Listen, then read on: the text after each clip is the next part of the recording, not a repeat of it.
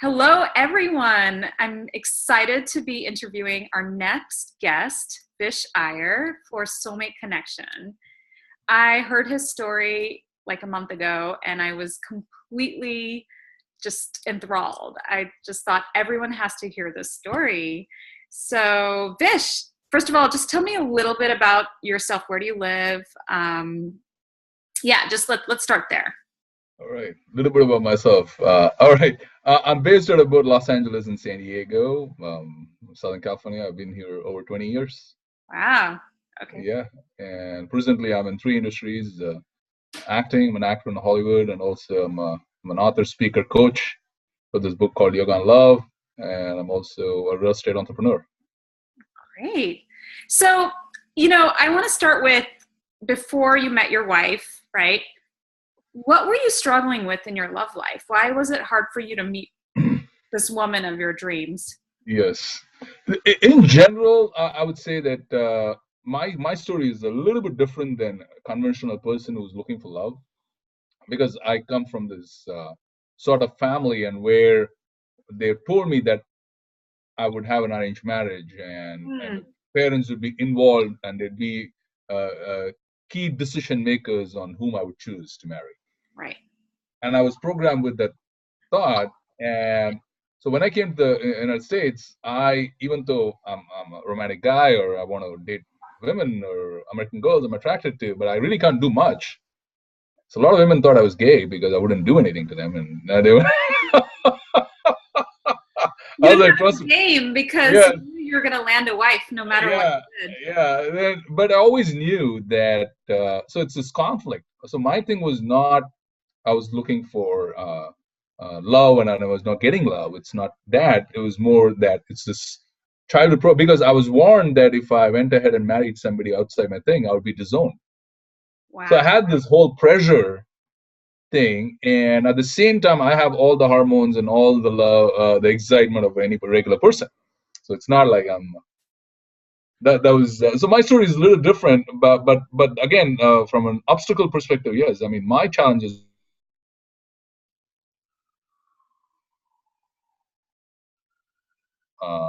Growing up. I think we froze. So just start with my challenges again. Yeah, my challenges were, I mean, just as anybody else, it's to attract the right one. Right. Fundamentally, that's really the anxiety. How am I going to attract the right person? How would I know he or she is the right one? Because subconsciously, it's programmed into our DNA. We know that we are looking for a permanent person. Is that right? So you think monogamy is part of our program? Yes, like it's part of the DNA? Yes, maybe not from again. This question I can answer in my workshop. I can spend 10 hours responding to that because from an ego perspective, the ego wants to try out many people and sample, and it believes in experience. And then once I go through 5, 10, I will exactly know the 11th time who it is because I have experience in 10. Mm-hmm. But we are, and that's what I'm fundamentally disputing. That's not true. That's a myth. Because we have, in yoga, we believe that every person has the highest intuition. And the intuition is what is going to tell you he or she is the one. Just as you knew that you had to go to UPenn to study, or you knew that you had to be a love coach. Decisions after decisions are made, and some decisions are right, some are not. And in yoga, we believe that those decisions which are coming from your intuition, which is your sixth sense, your soul, can never be wrong. And how do you know it can never be wrong? It's because it's for your highest good. It progresses your soul. And you can say, oh, I can make bad decisions and suffer and still learn, but it's not designed that way. That's an explanation. That's an afterthought. Okay. Got it. Yeah. So going back to, you knew you had this anxiety that you wanted to meet your partner, but you also ideal partner. I'm sorry, your ideal partner. Yes, not the perfect, ideal. Not the perfect, the ideal. Yeah. I love that distinction. And also that you had this conflict that you had to get an arranged marriage or find a partner that your parents would approve of. So how did you yeah, like what was your dating process? Like, how did you start manifesting this Yeah, partnership? And, I did had no dating process. right. I had no. I'm it's just like I always make decisions in life through intuition, and that's it. It's anyway. But I worked on my internal processes, and that's very important to understand that it's not so much of trying on the outside. It's who you're in on the inside is you attract according to your internal nature, Yeah. right? And you know that. Mhm. The thoughts you carry, the consciousness, the feelings. Law of attraction says it's so who you are based on who you are. Jim Rohn in management, they know that nowadays. Mhm. And we knew that thousands of years ago, where we say Yat Pindeta Brahmande means the inside is reflected on the outside, Mm. how you are. So my challenges were working on my internal cognitive processes by certain mantra practices and meditation and yoga practices and leading a yoga lifestyle. Hmm. And so what that did was it took out the anxiety. To say in purely management terms, it's all about action. The more you act and more action you take, your anxiety, your fear comes under control. It's not it's going to go away. It comes under control because you're focused on the process, not on the result anymore. Just as in sports, Olympic athlete trains for years and years for that one moment. At Mhm. that time, you ask him, are you nervous? Yeah. But they also know in the back of their mind, they're very well prepared. Mhm. Yeah, I once, in The Power of Habit, the book, they talk about Michael Phelps and how right before he does a competition, he has like this 2 hour ritual that he does Ritual, yeah. every time. And that way Exactly. when he's in the race, he's not even, it's almost like the second half A of the, second nature, exactly, because it's programmed into the memory. The same way I created a soulmate ritual. Mhm. When I knew that I was ready to find that mate, attract that mate, and I didn't want to go against my parents, but then I said, let me at least start working on the inside. Okay. Because you have these sexual urges and you have these, and I was in Southern California, and I'm there, your opportunities, and you have to work through those strings, those urges, and I'm just a regular guy. And once I started on the Soulmate Ritual and understood how energy works and how you can transmute energy instead of indulgence or wasting energy, started transmuting. And then the whole thing from anxiety switched to expectation, Mm. a positive expectation. You just knew that the universe or God has got your back Yeah. because you worked on it so much, worked on yourself so much. And that's how I got rid of my obstacles or anxieties or whatever fear you might call it. Wow. So how long did that process take for you? I mean, 6 months. for you to 6 months. Okay. So how old were you then? I was 29. You were 29. Wow. Yeah. A lot of people who are 29 are still like, especially men, right? Focused on their career, Yes. and things like that. Yes. So, Yes. but at 29, you knew you wanted to find your partner. Well, yes, I felt ready, and my parents also felt okay. He's got a good job. He's settled now, and he's ready. Yeah. So it's sort of both And were your ways. parents also putting pressure on you to get married? Yes, absolutely, Were because they they were setting you looking. up? Yeah, they were looking through Yeah. placing ads. There's a huge Yeah. system for the arranged marriage. They were placing ads. People were coming in. Matches were coming in. They were matching horoscopes. But I felt that if I didn't do the internal process or working on the inside, the work on myself, it doesn't matter what happens on the outside. I might just not end up with the right person. Right. I Right. always knew that. You And always, that's why I said, okay, let me just follow on the outside whatever parents are saying. But on the inside, I'm going to work on these rituals. I'm going to lead a certain lifestyle. And that's what I did. wow, lovely. Okay, so tell me about the 6 month process of, the soulmate ritual, like your yogic lifestyle. What does that mean? How does that look? Okay. Uh, mine is in case again. I was already practicing as a deep meditator. I was Right. already, and so it's I mean, not. you come from a long line of Yes, yes, yes. But this. at the same time, I didn't take it seriously until I came to the U.S. Um, or I was in Africa, maybe. So I didn't take it as seriously until I was probably 19, 20 years old, where it's like you inherit multi-million dollars from your parents, Right. and you're born to a rich man. Oh, that's great. But it's the same way I'm born in this lineage or whatever, where we have spirituality is part of the culture. But your real test is how do you implement that in real life? Especially when you're faced with challenges. Yes, when you're faced with challenges, and my challenges were plenty, and I think I mentioned that to you before, and I write about that in detail in my book, is how I didn't have money, I stopped taking money from my parents, I don't know anybody in this country, and how I use manifestation techniques, meditation techniques to overcome all my problems. So by then, when I started practicing the Soulmate Ritual, I was already a deep, deep practitioner of meditation and living a yoga lifestyle for many years prior. Because I believe, just like The Secret has, as you think, people practice affirmations. Nowadays, it's really in vogue. Everybody uses them. But just to say that, but the Soulmate Ritual itself, I knew that for 6 months, I had to practice certain affirmations, certain special meditation practices, visualizations, and what else did I do? And conserve the energy, the semen, very important. For those 6 months. That's a very interesting, like a tantric kind of practice. Yes.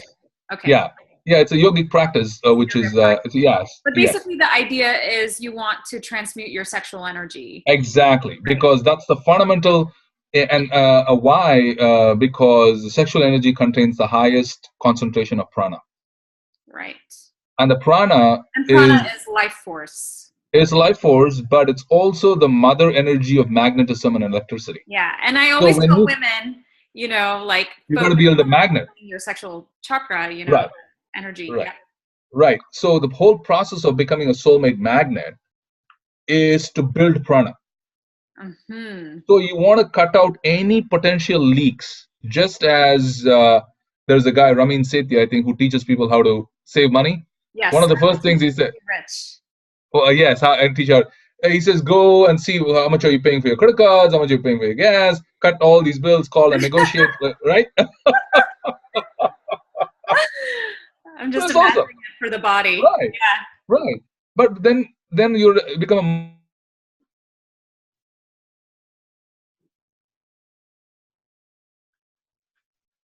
So the same way, to become a soulmate magnet, you need to plug all those places where you're dissipating energy. And that's what the great yogis have said. And once you do that for 6 months and you become such a powerful magnet, at that time, you place the intention, your thought of manifesting that person, it will happen like that. It doesn't matter where that person is in the universe. They will come into the sphere of your influence. And that's what Yogananda taught all the great masters. It's in the Atharva Veda. And that's exactly what I practiced. And in 6 months, I found mine. Oh my God. Okay. Let's get to the juicy part of you meeting this wonderful woman. Right. Well, I was practicing Soulmate Ritual for, and 3rd month into my practice, I got an opportunity to work in a movie. Ooh. Is that part of your, do you feel like working in the movies was part of your soulmate path? Absolutely. Absolutely. And I always say that to people, before looking for love, start looking for your dharma. Yeah. What you're passionate about. Right. And there's a very high likelihood you will find that soulmate in that in dharma, the sphere of influence in where you're doing dharma. And I love that, because I almost now call it the soulmate path, right? Like the one where you have a soulmate relationship with yourself, with what you're doing. Yes. And then you find this high vibrational kind of possibility of partnership. Right. In that. That's what I coach people on. And when you read my book, I took 8 months to write my dharma chapter. Wow. And I have tons of I've coached thousands of people on just that path over the last maybe 10 years now. Yeah. And people find their mate. Yeah. Anyway, so that's what happened to me. So 3 months into the practice, I got an opportunity to work in a movie in San Diego. And you know that I want to be in the movies. I want to be an actor. But this movie, they're already finished casting. They said, yeah, you can be an assistant director if you want to help the director out, and we film over weekends. And I said, yeah. Assistant director is a nice way of saying, you make coffee for the director. You do all these little stuff. And I was totally okay with that, just to test if I really liked movie environment. That was my first exposure to movies. I didn't know what happens behind the scenes, blah, blah, blah. Anyway, when we started shooting, around the So for 3 months, I'm shooting. And one day, and 6th month into my practice, I'm standing in a hot, sunny day in August in San Diego, in North San Diego, a house, living room. There are 50 people on set, and it's a sweaty day, and I get this incredible feeling in my heart. Then I say, "Wow, what's that feeling?" And I've never felt this good, even in my deep meditations. I was like, "Wow, what is this?" Then I turn around, and there's this 5.5 feet of gorgeousness standing right behind me.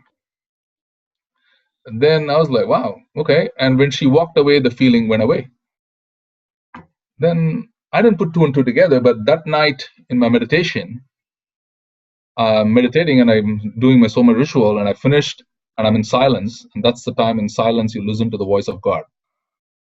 And that's your intuition. At that time, whatever is revealed to you will and must be true. There are no ifs or buts about it. According to your karma, it's written in stone. Wow, that's so fascinating, because it took me 10 days of silent meditation to reach that point of listening to that. I mean, sometimes there's so much noise. Yeah, and that's why the 6 months ritual, that's what you do. The 6-month ritual to deepen your intuition. Exactly, because the voice is constantly talking. Yeah, and all the outside voices and the stimulation. Right, and that's why I said the monogamy or the polygamy, the restless voice is what tells you need more and more and more. Right, or you're not good enough, or... Yeah, you need more. It's an insecurity, which makes us grab. Yeah. And that's why when you purify yourself, you're not even that hungry. You just eat the right amount. You actually even say food is too much. It's anyway. So we'll get into that point later. But I knew, and I heard this voice say, "She's the one you've been looking for." Ooh, my heart just fluttered there. Yeah, I don't. When you get a chance, you should read my book. Okay, I will. Yeah, it's on my list. Yeah, it's the. After all your book recommendations. Anyway, but then I said, "Wow, that's crazy," and my scientific mind is rejecting it. How can it be? And the only thing I asked God when I started looking for a soulmate was she should be interested in meditation, and preferably interested in my guru in this path. That's all I said. I didn't ask for a beautiful girl. I didn't ask for money. I didn't ask for anything else. I didn't make lists. Because I trusted the process so deeply that if you're sincere, it will come to you. If you do the right things, the results are assured. And that's why I believed in that so much, and I believed in the higher connection, God, and so much that I said the intelligence of God is so much better than you. It's created the universe, and God knows what you need more than you yourself do. All you do is you do your part, which is the central theme of the Gita as well. You do your part, leave the results to God, and that trust is what is lacking today in modern world, and that's why so many people. Well, and also the process, right? Because we're all like. Yeah, exactly. So they don't know. It's like you be a doctor, a software engineer, and doctors make $250,000, 300, whatever. Software engineers make whatever, and nobody's going to pay you that for the first day. You need to go through years and years of school and get trained to be eligible for that paycheck. The same way, for some reason, love, for some reason, people take it as an entitlement.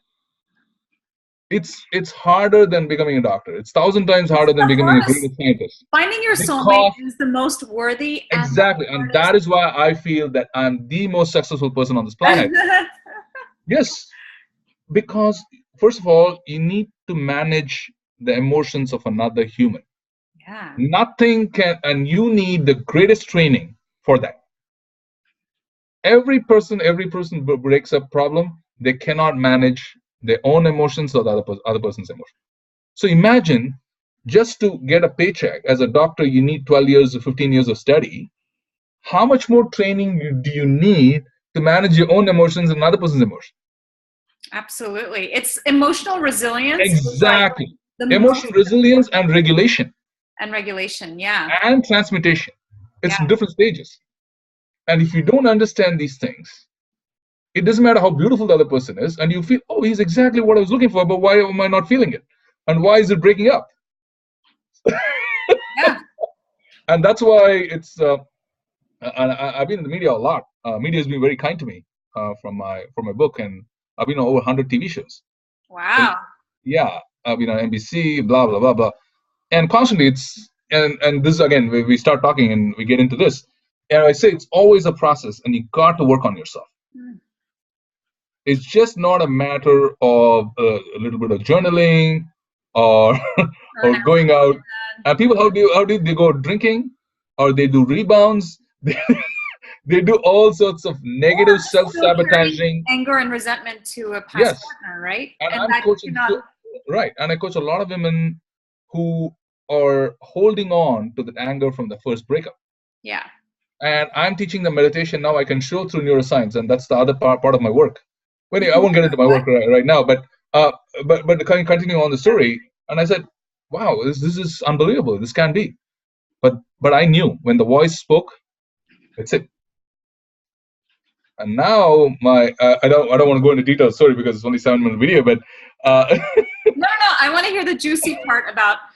That's the fun part. So you turn around, you see this woman, you're like, oh my God, she's the one. And she was the lead in the movie, and I had already known her 3 months. Oh, okay. And that's what I always say, that so many times you think, oh, soulmate, you're going to have butterflies the first day. No. She was one of the many pretty women on set in the movie industry. That's it. But I had this thing because I was so focused on my process. But now the 6 month happened, I've done my part, and the fruit was ripening and it was showing me. Now I have this big challenge. Number one, I don't know if she meditates. Number two, she's not from the same thing. Plus, I have to convince her. In India. Plus, I have to convince her that she's the one. Right. That's why I call this my greatest success, because it was an impossibility. Yes. So how did you go through all three of those? Yes. First of all, then I knew that the voice was right. The first So your ego was out the door. You froze there.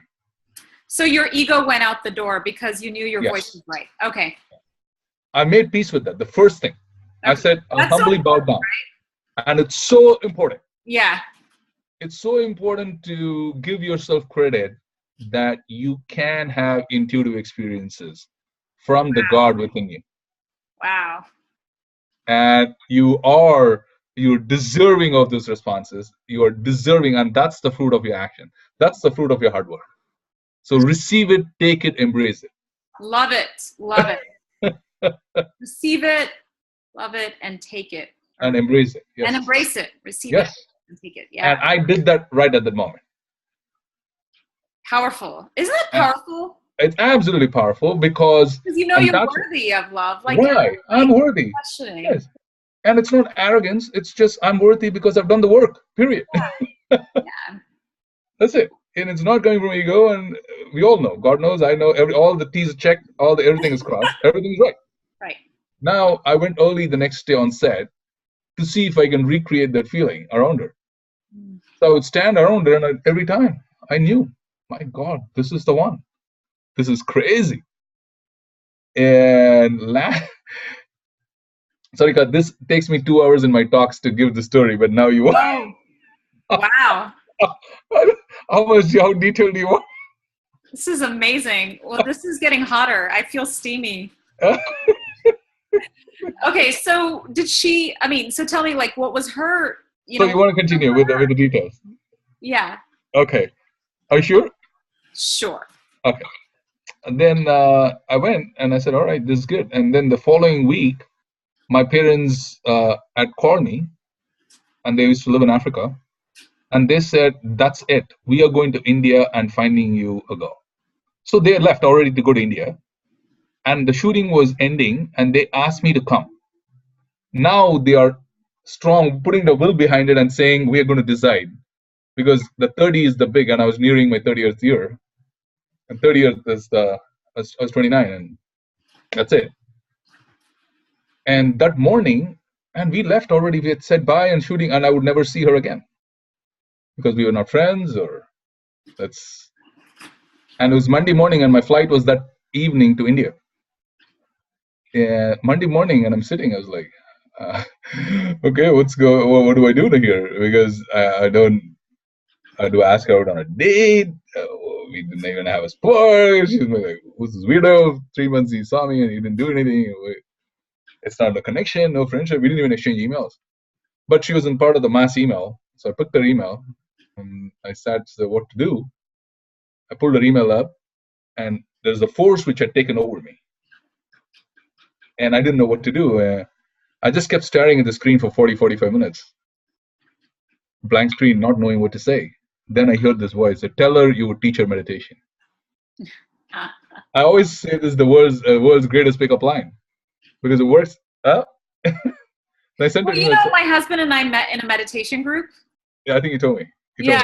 There's something really powerful about that. Absolutely, yes. Yeah. Because you're in your sincere state in the meditation. Yeah, and to tell someone you're going to teach them meditation, I mean. Yes. And I said, I've seen you on set. I think it'll really help you. Then I just sent it. A couple hours ago, I was getting ready to go to the airport. I looked. She had responded. I was like, and she said, "Oh, I always thought about meditation. It's so cool. I would love to learn it. When you come back, let me know." I was like, "Yep, first date." The only difference is she doesn't know it's a date. Right. Then 2 weeks, I was lots of things happened in India, and I somehow got out of it. And I said, I don't like any of the women they were showing because I already knew my soulmate. Right. My soulmate is yours. There's nothing.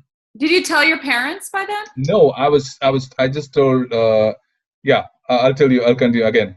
When you have more time, I'll tell you the whole story. But when I come back, they own a bagel store, and she invited me over for lunch at her parents' bagel store, and we spoke about meditation 2-3 hours, and then we met one more time for that.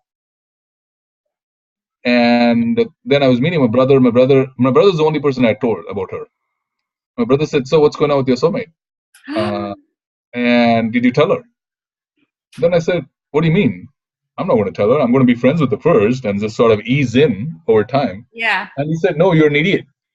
If it were me, I would have already told her." Then I said, "Why?" He said, "What if she has another guy, or somebody moves in right now when you're waiting?" Right. It happened. I was like, "Oops." And I was going to go help him over the weekend to move some bed. I just dropped everything, left from LA that night to come back to San Diego. And I came back, and those are the days we didn't have iPhones or you needed. So I came back home and I sent her an email saying, "I feel this attraction around you when I'm there." And I just sent it. Next morning, I got a call from her. And I knew why she was calling. And she's talking about meditation. There was a death in the family. Then, "Hey, you spoke about this attraction when you're around me. Can you explain to me what that means?" Ooh. On the phone. I said, "No, I have to see you in person for that." She said, "No, I can't meet you because there's been a death in the family and I can't." Then I said, "Then I have no business talking to you about this right now. Why don't you heal and we'll talk about this later? It's not my thing can wait." She said, "No, I need to know." I was like, "All right." And she gave me 15 minutes in La Jolla in a coffee shop. And I always see the coffee shop. And I go early.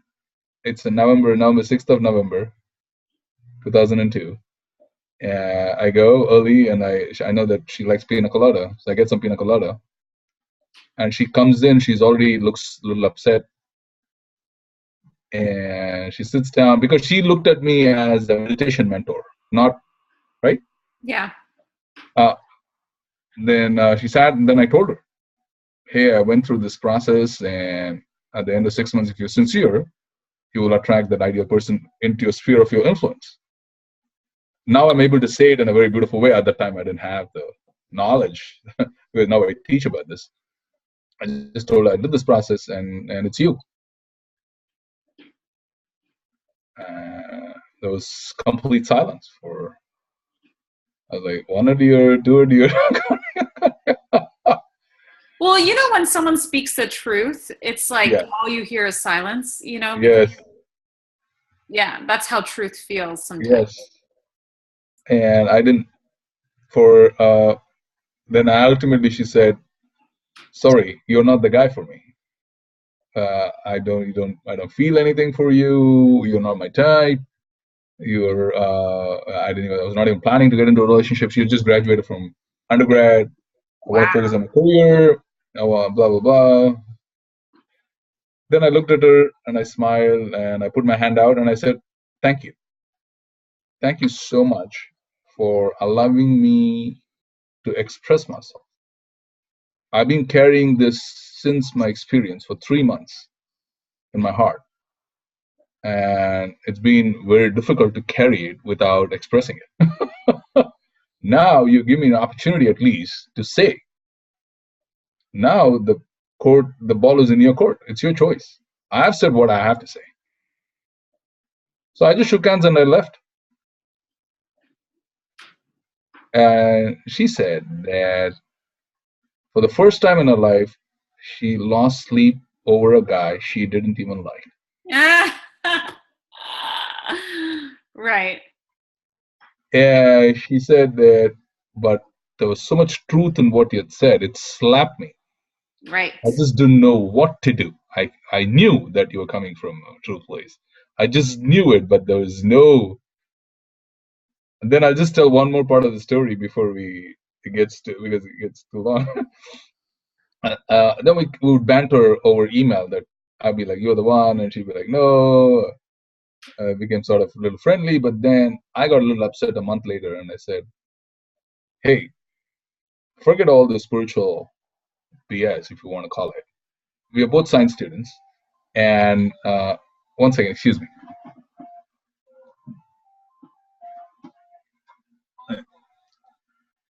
So, and she said, we're both science students, and in science, we never reject anything without testing. And she got undergrad in neuroscience, cognitive science from UCSD, and I'm a science guy, whatever. Now, isn't it true? Yeah. What if I was the greatest guy you ever knew? And what if you were the greatest?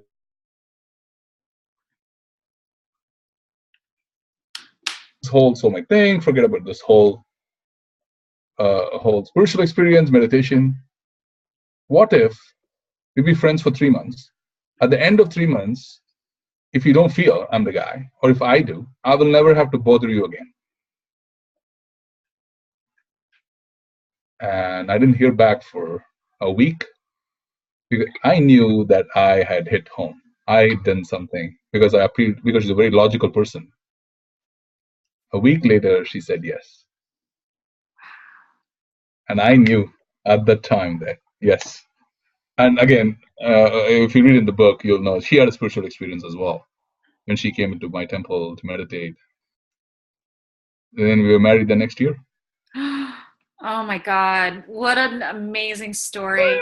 And you know what I really appreciate is sometimes, like, here's the thing, many of us are afraid to put our heart on the line like that. Yes. To feel vulnerable.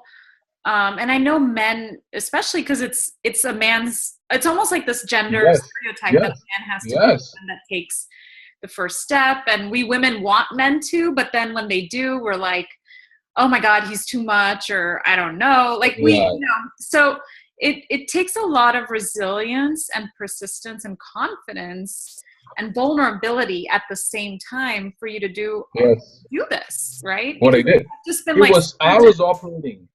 Yes, you're right. You got it. I was operating. I was not myself.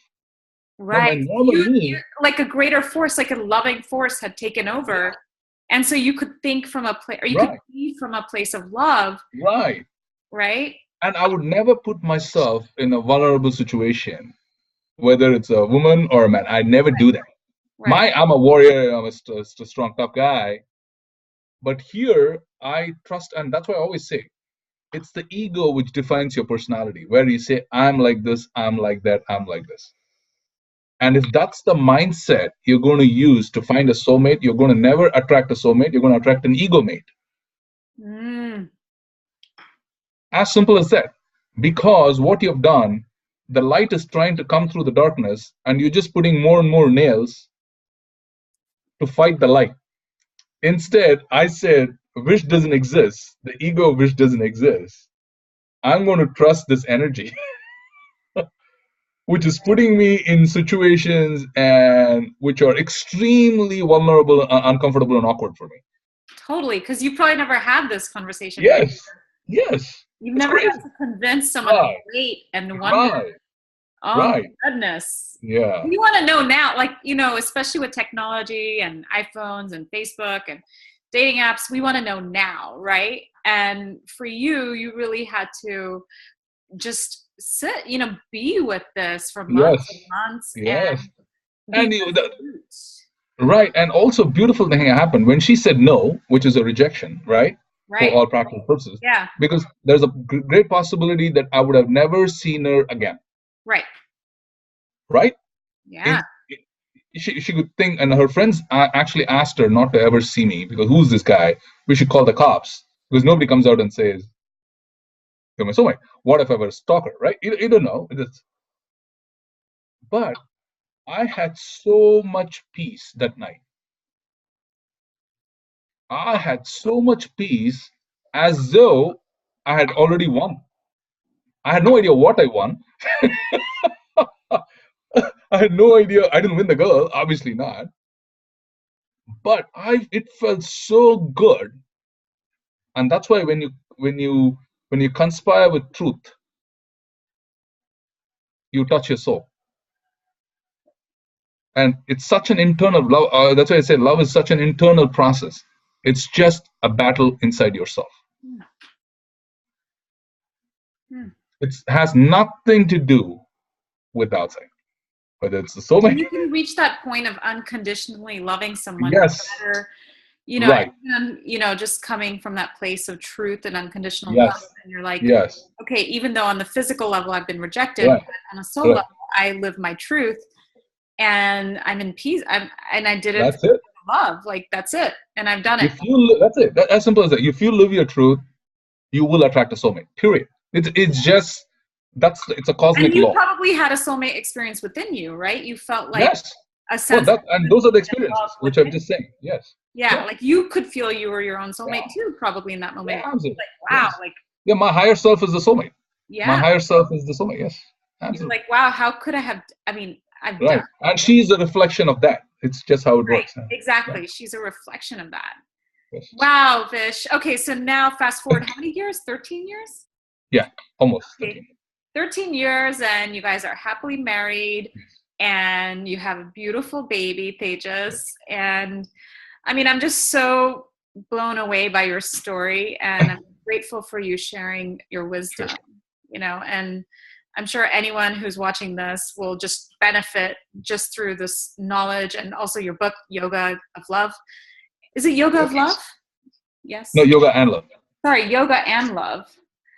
And so thank you. Thank you. All right.